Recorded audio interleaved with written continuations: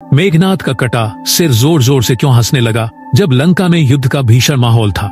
राम और रावण के बीच महायुद्ध चल रहा था। रावण के वीर पुत्र मेघनाथ ने अपनी अद्भुत शक्ति से युद्ध में भय उत्पन्न कर दिया था, परंतु लक्ष्मण ने अंततः मेघनाथ का वध कर दिया। जब लक्ष्मण ने मेघनाथ का कटा हुआ सिर श्रीराम के समक्ष रखा तो राम ने आदेश दिया, इस सिर को संभाल कर रखो और मेघनाथ की भुजा को उसकी पत्नी सुलोचना के पास भेज दो। जब सुलोचना के पास यह समाचार पहुंचा तो उसे यकीन नहीं हुआ कि उसके पति की मृत्यु हो चुकी है। वह अपने ससुर रावण के पास गई और पति का सिर मानने लगी। रावण ने उसे आश्वासन दिया, 4 घड़ी प्रतीक्षा करो, मैं मेघनाथ का सिर लेकर आता हूँ। परंतु सुलोचना को विलंब स्वीकार नहीं था। वह सीधे श्रीराम के पास चली गई।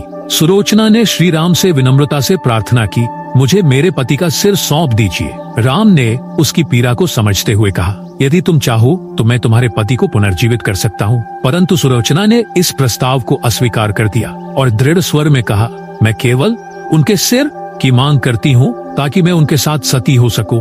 राम के आदेश पर सुग्रीव मेघनाथ का सिर ले आए, परंतु उनके मन में एक प्रश्न उठ रहा था, अगर मेघनाथ की भुजा ने लक्ष्मण की वीरता की सराहना की तो क्या उनका सिर भी कुछ कहेगा?